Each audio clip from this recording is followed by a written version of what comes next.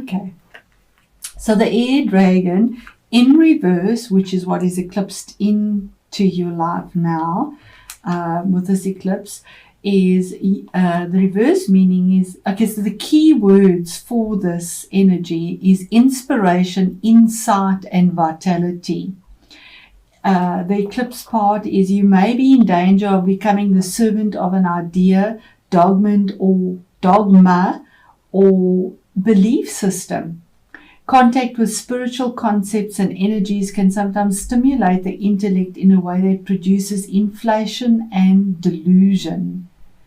To avoid this, constant reality testing in the everyday world of relationships and practicalities is essential. And remember, we have it in your 5th house. So that's the message of what is being eclipsed in your 5th house. Now, the other spectrum, which is where the South Node is, and that's your 11th house of alliances and long-term goals. This eclipse is coming into contact with the air dragon, can be as a bolt of lightning to the psyche and intellect, and as such must be treated with care and considerable respect.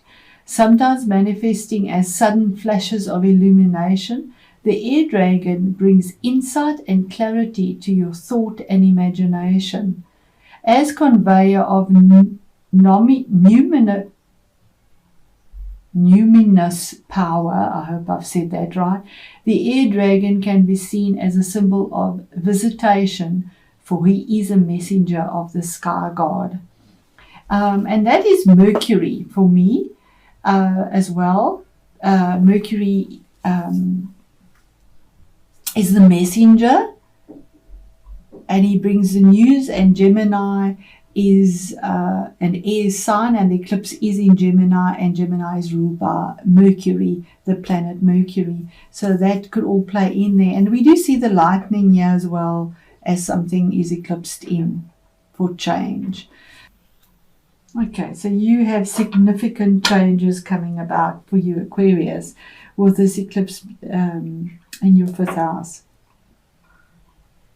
So we start off here with judgment, which could be with regards to a legal situation as well, because we have the King of Swords here, but it needn't be. But judgment is a judgment that is made, a choice that is made. It's death and rebirth. Something has had to come to an end, and a choice was made, a judgment was handed out, and the calling is heard of whatever the judgment is that is made. This is something that has been there for a long time. It could be karmic justice as well, because it is a major arcana. And it's almost like you've been dead to self, or dead to your fun side, or emotionally. There's a difficulty, and there's a rebirth now. You let the old go, and you hear the calling and look to the angel for guidance. And on this angel, we have the wings here again of Mercury, where the eclipse is happening in the sign of Gemini, and Mercury is the ruler. Your next card is the King of Swords. Now this is your energy. It's air energy, but it could be any of the other air energies as well. This is a mature energy. He's looking at the judgment. So this could definitely be a legal representation, a contract, something that has been difficult, something that has been severed from your life, but there's analytical choices made here that change your outside of your life. But it is done in truth. We have the blue here, and it is something that will endure. We have Saturn here in the background. So something that will have longevity, it will endure. It is mature, it is sincere, it is to the point. It can come across as ruthless because there's no emotion in swords. When we need to be reasonable or make a reasonable decision, we cannot put emotion in. Head and heart cannot go together. There are times when you need to just use the reason without the heart, because they are so different. And if we look at this, the king is actually looking at the judgment, the choice that is made, that is something has to end because it's dead, and for something new to rise up, to hear the calling. We move on to our next card, which is the Ace of Wands, for something brand new. This could be a relationship, definitely, or a work situation, or legal. It can be any. Jupiter. Jupiter and Saturn at the moment are in Capricorn, right at the top in a mundane level. That's your out, but it's at the top there, so your outward persona in a sense. But here's a new relationship. You have the 5th house lit. A new relationship that comes through, that is warm, fiery, a new project possibly. 5th house also deals with project, the mind, with abundance with Jupiter. Jupiter is in its fall, so it's not very happy where it is, but there is an opportunity that is brought through to bring something new. Ace of Wands, a new beginning, a new opportunity presented, wherever this area of yours is. But you seem to still be looking at some judgment that was made, that was significant. What Spirit is saying is that there is a sense of victory with the choice that is made. 7, it's a major arcana, the Chariot. You could be dealing possibly with a Cancerian or a Capricorn person as well. That's a possibility. But the Chariot is about victory over something that has been very contradictory. We see these two figures here, silver and gold, black and white, night and day, yes and no. They're very opposing choices, and they are there to bring about difficulty in a sense, because they're not moving, they're statues, and yet somehow via your persistence or perseverance, you manage to rein this energy in that is static, to move forward in this chariot, and to have the victory of forward movement. And the chariot promises that victory. What is hidden and you're not aware of? Card number 15, which is 6 for a balance. There's something toxic in your life, something that is it's the shadow side, something that is not balanced, that you're tied to, that you are free to set yourself free from, but somehow there's some sort of security that you get from it at the cost of something. Normally it's emotional cost or financial cost or time cost. But there's manipulation, there is a lot of passion. It could be the passion keeping you in something. But it's also a sabotaging energy. It is the shadow side that is out of balance. Because it's the card of deceit or denial in a sense as well. And it's significant because it is a major arcana card and it's hidden. So you're not even aware of it, that you might be sabotaging yourself within a workplace, a relationship, a habit, wherever this falls for you.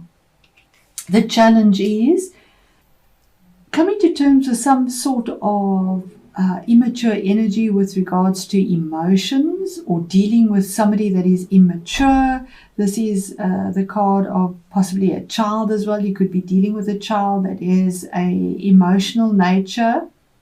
It is cups, but it could be information or messages that you get, or that is challenging because it's your position of challenge, that is of an emotional nature, and you don't actually want to look at it. You've got it, you've received the message, the light is in the cup, but you're not even looking at it because you feel that it is insignificant, sadly. It is an offer that is given, maybe even an apology, but you're not focused on it. You're not really interested in it. But this is pinned to the Wheel of Fortune. It is the combination of a cycle. It's 10. It's the ending for a new beginning. Something has to end for something new to begin. You've got it on either side. Something ends for a new beginning, but there's victory there. This is fate and destiny. Something was pinned to this wheel. And as the wheel turns, so does our fate and destiny turn. I mean, life is a roller coaster. It's up and down. And the wheel is turning for the better. Something is finished, culminated, done, for something new to come up, and you are moving into a better position of where you are. It could be with regards to a relationship, finances, work, investments. It is the Wheel of Fortune, the Wheel of Fate. And possibly by the next solar eclipse, this could be the change in the destiny, although this is a reading for November. Remember, eclipses, the energies last for about 6 months. In a tangible way, maybe financially, but you locked it away, sadly. You locked it away. You hid it. He locked that treasure chest there to keep whatever was real and tangible hidden from the light, out the bag into the treasure chest, and locked it away. And that could be keeping you stuck. Whatever was stuck there, you have the victory over it now. Victory will be coming through, but somehow you've locked away something that you've invested in, because it is tangible energy. So there is investment here, but you've hung on too closely or too tightly to it. And it possibly has caused you to self-sabotage yourself in some sense. You know, if you put too much time into work or a relationship, even, something else suffers, sadly. There has to be a balance. What is the devil energy? Something that is hidden, that Aquarius is not aware of, and we have it there as well. Work. Something you've worked towards very diligently, perfected, skilled. He's the skilled craftsman. He takes time to work, but while he's working so diligently on whatever he's doing, putting all his passion into it, he's not giving time to himself, to his health, to others, to fun. It's 5th house, to fun. But you have a victory over it now. Now it's possibly time to enjoy what you've created. And 8 is a strong number. To stop melting, working in the heat, to try and create some form of skill in your workplace, in your environment, wherever you are, and to actually enjoy your life now with the energies of the 5th house coming through on an emotional level, maybe enjoying life a bit now. And our Wheel of Fortune is the 7 of Pentacles. Isn't that amazing? The 7 of Pentacles is about actually finally enjoying the fruits of your labor, something that you're taking stock of, something you've been growing and nurturing. It's now in the rock. You've chiseled it out. There you're making it in gold. There you've put it in the rock. You've chiseled it out into the rock for longevity. And while it was snowing in the season of winter and you couldn't harvest, yeah, you have your scythe, you're able to harvest the fruits of your labor finally and enjoy them. A decision that is very grounded and earthy. You normally see this with the little basket that's empty, always nurturing his land, and here we actually see him now reaching up, grabbing the berries, I think it's mistletoe berries, and actually savoring it. He's enjoying the fruits of his labor. While that was being while that was growing in the background, it was actually draining the energy of the tree, because this is a parasitic plant that lives off the lifeblood of this, and that's the same thing here.